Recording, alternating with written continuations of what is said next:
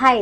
ముగ్గురు ఆడపిల్లకాయలు ఒకే కుటుంబంలో ఆడపిల్లకాయలు అయితే గేమ్ మాయలో పడి చనిపోవడం అయితే జరిగింది. వాళ్ళ పేర్లు కూడా మీకు తెలిసే ఉంటుంది. నిషిక, ప్రాచి, పాకి. ఈ ముగ్గురు అనమాట. వాళ్ళైతే కొరియన్ పేర్లు కూడా మార్చుకున్నారంట వాళ్ళైతే. వాళ్ళు ఇంచుమించు 2½ ఇయర్ నుంచి స్కూల్కి అయితే పోలేదు. వాళ్ళు కరోనా వచ్చినప్పటి నుంచి చాలా పేదరికంలో అయితే వాళ్ళు ఉన్నారు.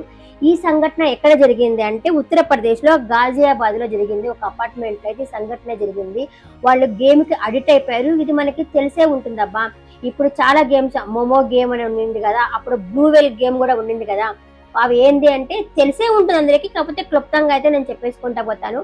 ఇప్పుడు బిగ్ బాస్ లో ఉన్నట్టు దాంట్లో కూడా వాళ్ళకి ఒక్కొక్క రోజు ఒక్కొక్క టాస్క్ అనేది ఇస్తారు. ఫస్ట్ రోజు బానే ఉంటుంది. సెల్ఫీ, నీ పేరేంటి, సెల్ఫీ తీసుకొని పెట్టు, నువ్వు అక్కడ దాకా పరిగెత్తు, ఈ రోజు నువ్వు అన్నం తినబాక, ఈ రోజు నైట్ నిద్రపోబాక, అట్లాంటివన్నీ చెప్తా ఉండేసరికి ఫస్ట్ బానే ఉంటుంది. అది ఉన్నంగా ఉన్నంగా ఉన్నంగా వాళ్ళకి టాస్క్ ఎలాంటిది అవుతుందంటే, నువ్వు ఇక్కడి నుంచి చచ్చిపోవాలా అన్నదాకా వెళ్ళిపోతుంది. అంటే 50వ రోజుకి వచ్చేసరికి వాళ్ళు దానికైతే అడిక్ట్ అయిపోతారనమాట. అలాగే ఇప్పుడు లవ్ గేమ్ అనమాట ఇది.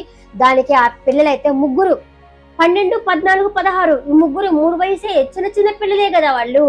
దానికి అడిక్ట్ అయిపోయి చనిపోయారు. అది ఎట్లా తెలుసా, ఆ కిటికీ దగ్గర నుంచి ఒక స్టూల్ కూడా వేసుకొని అక్కడి నుంచి దూకైతే పోయారు.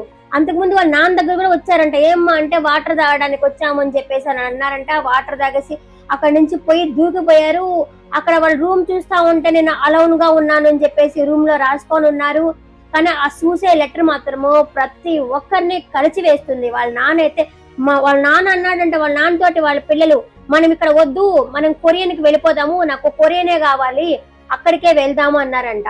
ఇదేంటి ఇది అంటే, మొన్న ఈ కరోనా వచ్చిన టైంలో కూడా వచ్చేసి వాళ్ళు చాలా ఇబ్బందులు పడ్డారంట పాపం. వాళ్ళు వచ్చేసి మొన్న ఒక 15 days ముందర కూడా వచ్చేసి వాళ్ళ దగ్గర ఫోన్లు ఉన్నాయి కదా, మీరు ఇలా ఫోన్లకి అడిక్ట్ అవుతా ఉన్నారు కదా, మీరు మీ ఫోన్లు తీసేసుకొని అమ్మేస్తానని చెప్పి కొంచెం ఆర్థిక ప్రాబ్లం వల్ల ఆ ఫోన్లు తీసుకొని అమ్మేసుకోవడం కూడా జరిగిందంట.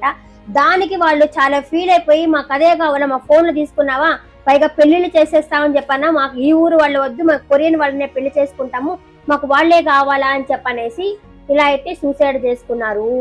అసలు ఇది చాలా బాధాకర విషయం. అసలు వాళ్ళ నాన్న చెప్తా ఉంటే అసలు కన్నీళ్ళు తిరుగుతున్నాయి. వాళ్ళ నాన్న చెప్తా ఉంటే, మాకు ఇక్కడ వద్దు, మనం పోదాము, కొరియన్ కా పోదాము అని చెప్పడం అయితే జరుగుతున్నది. ఇవాళ రేపు పిల్లలు ఎలా ఉన్నారంటే ఏదైనా చెప్తే వినేటట్లేరు. అందుకే మనమే చూసుకోవాలి, వాళ్ళు ఏ గేమ్ ఆడుతున్నారు, ఏం ఆడుతున్నారు అని చూసుకోవాలి. కానీ ఉన్నట్టుండి ఇలా ఫోన్ లాక్కోవడం వల్ల వాళ్ళకి కొంచెం డిప్రెషన్ లోకి పోవటం, ఇలా చనిపోవడం అయితే జరుగుతా ఉంది.